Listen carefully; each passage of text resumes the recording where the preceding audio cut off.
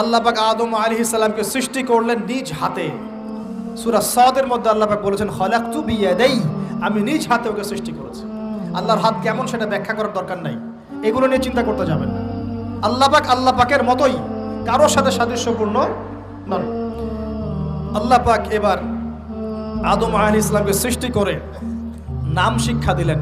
ওয়াল্লামা আদামাল আসমাআ কুল্লাহা, এই মহাবিশ্বের যত জ্ঞান আল্লাহ পাক আদম আলাইহিস সালামকে শিক্ষা দিলেন। বলেন সুবহানাল্লাহ। এখান থেকে দলিল পেলাম আমাদের পিতা বানর থেকে হয় নাই, আমাদের পিতাকে আল্লাহ পাক সৃষ্টি করেছেন। আমাদের পিতাকে কে সৃষ্টি করেছেন? আল্লাহ রাব্বুল আলামিন। তাও আবার নিজ হাতে, মানে কি? ভালোবাসা দিয়ে, ভালোবেসে, মহব্বতের সাথে। এই খলাকতু বিয়াদাই, আমি নিজ হাতে সৃষ্টি করেছি, এই কথা মানুষ ছাড়া, আদম আলাইহিস সালাম ছাড়া অন্য কারোর জন্য আল্লাহ পাক বলেন নাই। অন্য সবার জন্য আল্লাহ পাক বলেছেন ইযা আরাদা শাইআন আইয়াকুল লাহু কুন ফায়াকুন। যখন আল্লাহ পাক কিছু করতে চান খালি বলেন কুন, হও, ফায়াকুন, হয়ে যায়। ওখানে আল্লাহ পাক বলেন নাই সাগর সৃষ্টি করেছে হাত দিয়ে, এই গ্রহ নক্ষত্র সৃষ্টি করেছে আমার হাত দিয়ে। আল্লাহ পাক এমনটা বলেন নাই। আদম আলাইহিস সালামকে আল্লাহ পাক কত মহব্বত করেন, আল্লাহ পাক বলছেন যে আমি তাকে আমার নিজ হাতে সৃষ্টি করেছি। আর আজকে তোমরা শেখাচ্ছ মানুষকে, আস্তাগফিরুল্লাহ, যে মানুষ বানর থেকে হয়ে যায়। কত বড় কুফরি, কত বড় শিরক, কত বড় লজ্জা। নিজের সম্মান মানুষ নিজেভাবে নষ্ট করতে পারে, নিজের সম্মান নিজে নষ্ট করতে পারে। আমাদেরকে আল্লাহ সৃষ্টি করেছেন আদম আলাইহিস সালাম থেকে। তারপরে যান, শুধু সৃষ্টি করেন নাই, আল্লাহ পাক সমস্ত নাম শিক্ষা দিয়েছেন। নাম মানে এখানে শুধু নাম, মঙ্গল, নেপচুন, প্লুটো এগুলো না। নাম মানে হচ্ছে জ্ঞান। নাম মানে কি? জ্ঞান। একটা এক্সাম্পল দেই, যখন আপনি বাচ্চাকে বলেন যে A for Apple, A for কি? অ্যাপল যে শিখাচ্ছেন, অ্যাপল বলতে কিন্তু সে শুধুমাত্র একটা ওয়ার্ড শিখে না, ও কিন্তু শিখে অ্যাপল মানে একটা এমন কিছু যেটা খেতে হয়। কি করতে হয়? খেতে হয়। যখন আপনি শেখান এ ফর অ্যান্ট, ও বুঝতে পারে অ্যান্ট হচ্ছে একটা সৃষ্টি, এটা চলাচল করে, কালো কালো দেখতে, ও কিন্তু মাথার মধ্যে ওটা ছবি এঁকে নেয়। তো এটা নাম মানে শুধু নাম না, জ্ঞান। আল্লাহ পাক আদম আলাইহিস সালামকে সমস্ত জ্ঞান শিক্ষা দিলেন। আল্লামাল ইনসান মা লাম ইয়ালাম, আল্লাহ বলছেন আমি মানুষকে সেই জ্ঞান শিক্ষা দিয়েছি যা মানুষ জানতো না। মানে আমরা সৃষ্টিগতভাবে জ্ঞানী ছিলাম না, আল্লাহ পাক জ্ঞান শিক্ষা দিয়েছেন। কোন জ্ঞান শিক্ষা দিয়েছেন? যে জ্ঞান ফেরেশতাদেরও ছিল না। বলেন সুবহানাল্লাহ। আল্লাহ পাক জ্ঞান শিক্ষা দিয়ে ফেরেশতাদের সামনে নিয়ে গিয়ে বলছেন তোমরা এই নামগুলো বলো দেখি। ফেরেশতারা বলছেন লা ইলমা লানা ইল্লা মা আল্লামতানা, আল্লাহ আমাদের তো সেই জ্ঞান নাই, যা আপনি শিখিয়েছেন অতটুকুই জানি, এর বেশি জানি না। এবার আল্লাহ পাক বলছেন ইয়া আদম আম্বিহুম বিআসমাইহিম, আদম তুমি সব নাম বলে দাও দেখি। আদম আলাইহিস সালাম সমস্ত নাম ধর করে সব বলে দিলেন। আমাদের পিতা জ্ঞানী ছিলেন না? ছিলেন না। আল্লাহ পাক নিজে তাকে জ্ঞান শিক্ষা দিয়েছে। আর আমরা বলছি মানুষ আস্তাগফিরুল্লাহ অন্য প্রাণী থেকে আসছে। সুবহানাল্লাহ, কত অদূরদর্শী মানুষেরা, কত সুদূর প্রসারী একটা কুফরি মতবাদ। এবার আল্লাহ পাক আদম আলাইহিস সালামকে বলছেন তুমি নাম বলে দাও, তিনি সব নাম বলে দিলেন। এবার গিয়ে আল্লাহ পাক ফেরেশতাদেরকে বলছেন এবার তোমরা একটা কাজ করো, ইয কুলনা লিল মালাইকাতি ইসজুদু লি আদম, তখন আল্লাহ পাক বলছেন যে আমি ফেরেশতাদেরকে বললাম তোমরা সবাই এখন আদমকে সিজদা করো। বলেন সুবহানাল্লাহ। কত সম্মান আমাদের পিতার। মহাবিশ্বে ফেরেশতাদের সামনে আল্লাহ পাক তাকে সিজদা করালেন ফেরেশতাদেরকে দিয়ে। ফাসাজাদু, সবাই সিজদা করলো, ইল্লা ইবলিস। কে সিজদা করলো না?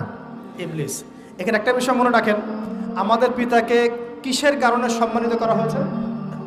শারীরিক গঠন, চেহারার সৌন্দর্য, টাকা পয়সা, রিজিক, কোনটার কারণে? এইটাই মনে রাখবেন।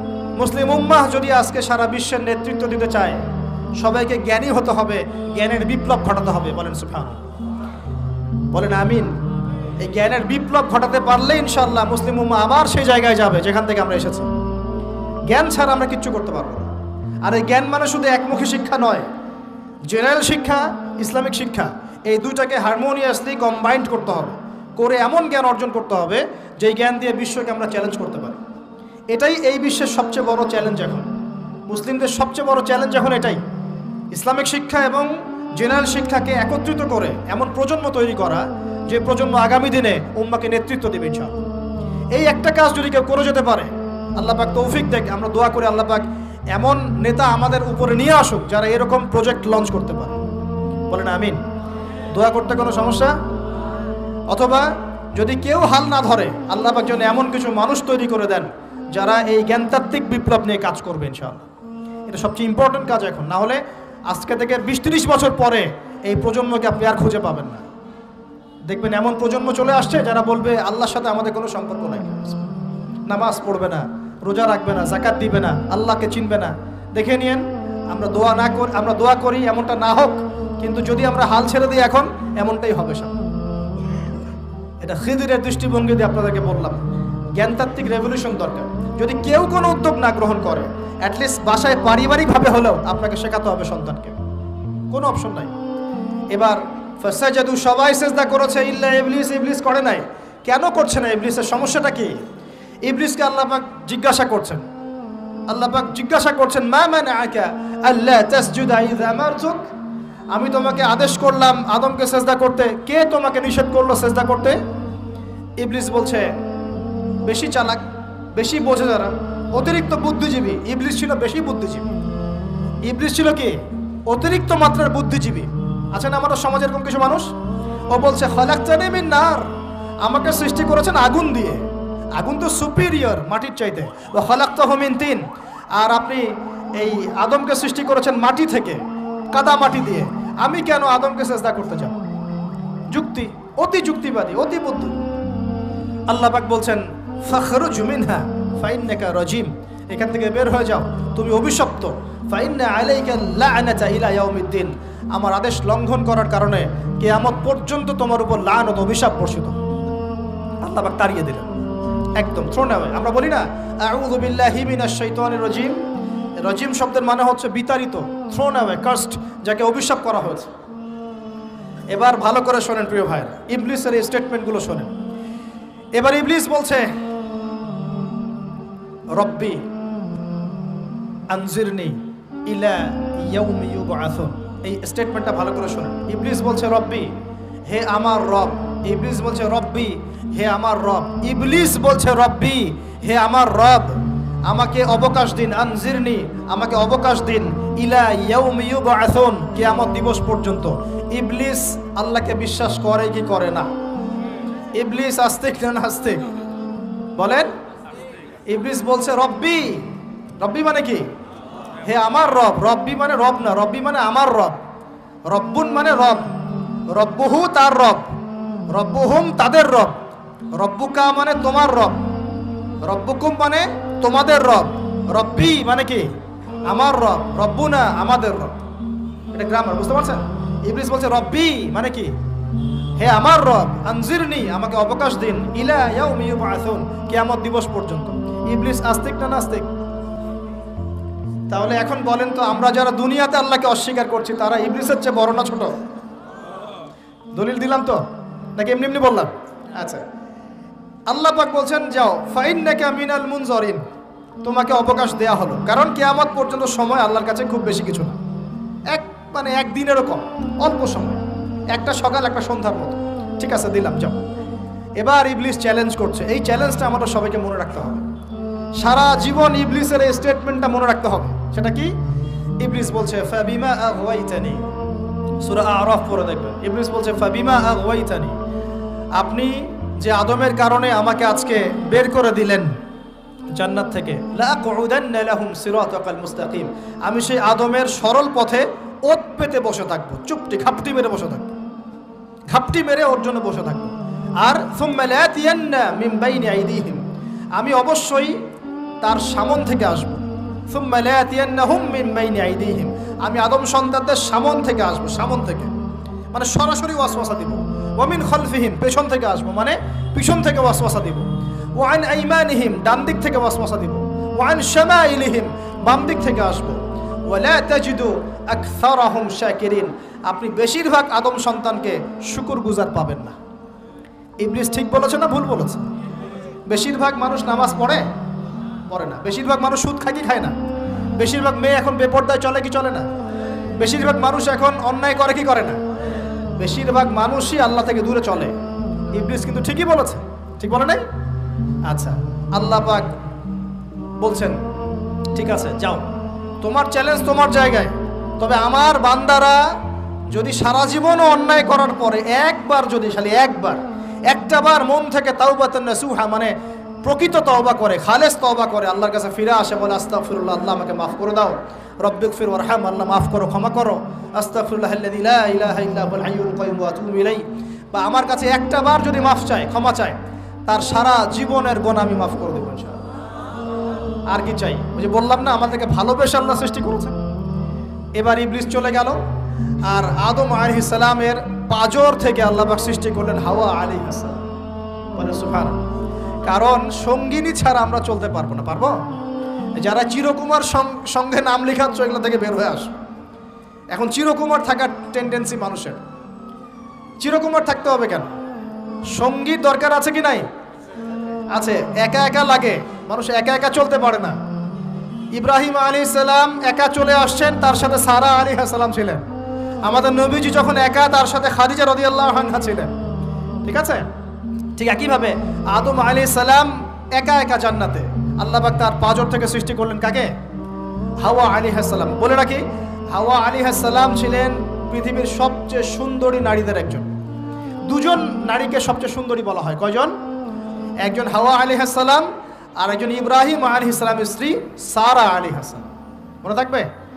এখানে মনে রাখবেন, নিজে যদি পবিত্র থাকেন, নিজের চরিত্রকে পবিত্র রাখেন, ইনশাআল্লাহ আপনি সব দিক থেকে ভালো একজন মেয়ে পাবেন ইনশাআল্লাহ। নিজের চরিত্র ঠিক থাকবে না, জেনা করবেন, 10 ঘাটের পানি খেয়ে আসবেন, দেখবেন যাকে বিয়ে করেছেন ও 15 ঘাটের পানি খেয়ে আসে। সতর্ক থাকবেন। আল্লাহ পাক হেফাজত করুন, বলি আমিন। এবার তারা দুজন জান্নাতে থাকতে লাগলেন। আল্লাহ পাক বলছেন, একটু মনোযোগ দেন, আল্লাহ বলছেন যে তোমরা দুজন জান্নাতে থাকো। ফাকুলা মিনহা রাগাদান হাইসু শি'তুমা, জান্নাতে যা ইচ্ছা তোমরা খাও, কোনো সমস্যা নেই, থাকো, খাও। ওয়ালা তাকরাবা হাদিহি শাজারা, কিন্তু একটা আদেশ করছি তোমাদেরকে, এই যে গাছটা দেখছো, এই গাছের কাছেও যাবে না। শব্দগুলো বোঝার চেষ্টা করো। আল্লাহ পাক বলছেন না যে গাছের ফল খাবে না, আল্লাহ পাক বলছেন গাছের কাছেও যাবে না। ঠিক যেমন আল্লাহ বলছেন ওয়ালা তাকরাবু আমওয়ালাল ইয়াতীম, এতিমের মালের কাছেও যাবে না। আল্লাহ বলছেন না এতিমের মাল খেও না। আল্লাহ বলছেন ওয়ালা তাকরাবু জিনা, জেনার কাছেও যেও না। আল্লাহ কিন্তু বলছেন না জেনা করো না। ঠিক একই ভাষায় আল্লাহ পাক বলছেন ওয়ালা তাকরাবা হাদিহি শাজারা, তোমরা দুজন এই গাছের কাছেও যাবে না। That's all. আর কোনো সমস্যা নাই, জান্নাতে থাকো। এবার তারা জান্নাতে থাকতে লাগলেন। থাকতে থাকতে এক পর্যায়ে ইবলিস ওয়াসওয়াসা দেওয়া শুরু করলো।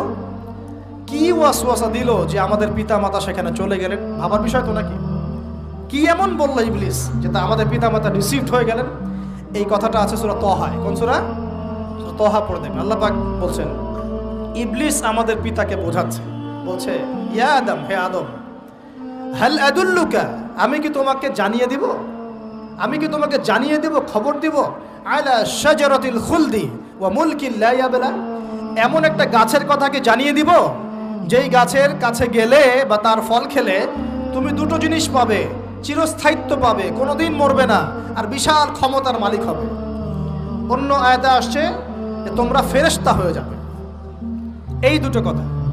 তাহলে কি প্রলোভন দিল? চিরস্থায়িত্বের প্রলোভন এবং কি অমরত্বের প্রলোভন। অমরত্ব এবং ক্ষমতা। একটু মনোযোগ দেন। এই দুনিয়াতে যারা আল্লাহর পথ থেকে বিচ্যুত হয়ে গেছে, বেশিরভাগ এই দুটার ফাঁদে পড়েছে। হয় ক্ষমতার ফাঁদে, না হলে দুনিয়ার এই যে মোহ, অমরত্ব, দুনিয়ার জীবন নিয়ে পড়ে থাকা, এই দুনিয়ার প্রেমেই মানুষ নিজের পথ হারিয়ে ফেলেছে। এই দুটোই হয়েছে।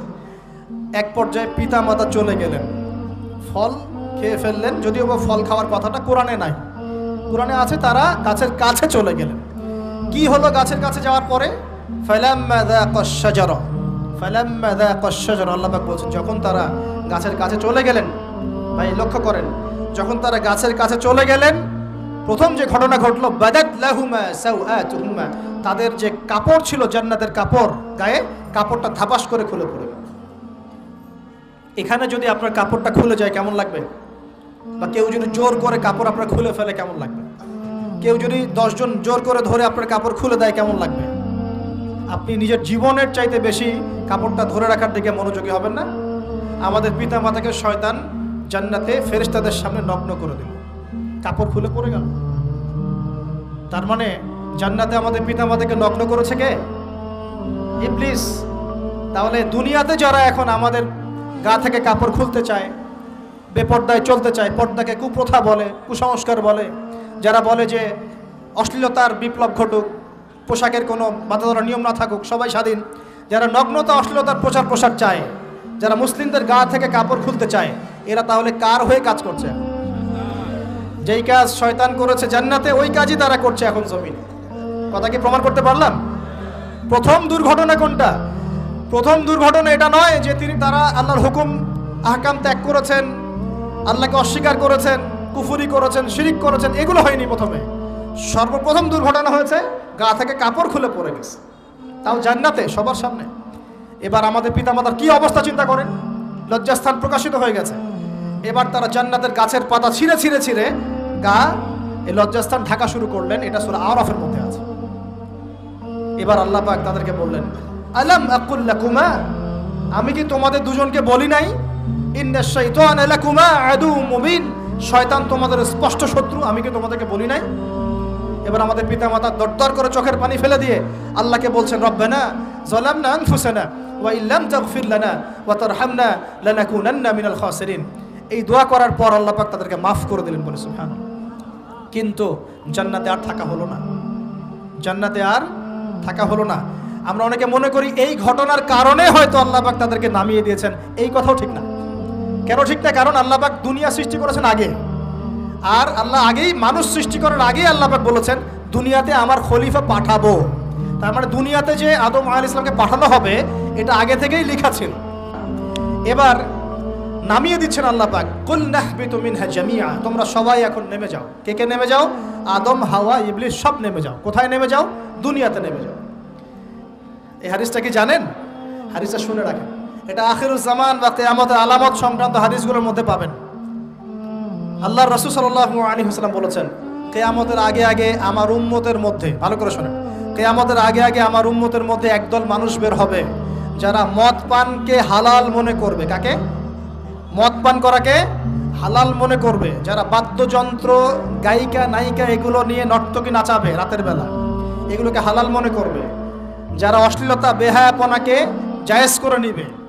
ঠিক আছে, এরকম কয়েকটা পাপের কথা বলে নবীজি বলছেন একদিন সকালবেলা আল্লাহ পাক তাদেরকে ঘৃণিত বানরে পরিণত করবেন। এটা হবে সামনে, কখন কিভাবে হবে আল্লাহ ভালো জানেন। এবার আমি কনসেপ্টে চলে আসি। এই যে পৃথিবীতে নেমে আসলাম, তাহলে আমরা কোত্থেকে আসছি ভাই? আমরা কি পৃথিবীর অধিবাসী ছিলাম? আমরা জান্নাতে ছিলাম, ওখান থেকে আল্লাহ পাক পাঠিয়েছে। এবার পৃথিবীতে এসে আদম আলাইহিস সালামের যুগে খুব একটা দুর্ঘটনা ঘটে নাই, একটা ঘটেছে। কয়টা? একটা। ভাই হাবিলের কুরবানি কবুল হয়, কাবিলের অন্তর্দাহ হয়, জ্বালা হয়। কেন হাবিলেরটা কবুল হবে, কাবিলের কেন হচ্ছে না? এই হিংসার বশবর্তী হয়ে কাবিল হাবিলকে হত্যা করে ফেলে। হত্যা করে লাশটা দাফন করার পদ্ধতিও তার জানা ছিল না। আল্লাহ কাককে পাঠালেন, কাককে দেখে সে শিখল। প্রথম দুর্ঘটনা হচ্ছে হাবিল কাবিলের দুর্ঘটনা। বলে রাখি, আজকেও নিজের ভাইয়ের বেশে বহু কাবিল মুসলিম সমাজের মধ্যে ঘুরে বেড়ায়। নিজের ভাইয়ের লেবাসে, পোশাকে, সুরতেই বহু কাবিল এখনো কিন্তু মুসলিম সমাজে ঘুরে বেড়ায়।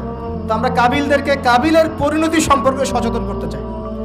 হাবিল বলেছিল, তুমি যদি আমাকে মারতে আসো, আমি তোমাকে মারার জন্য হাত বাড়াবো না।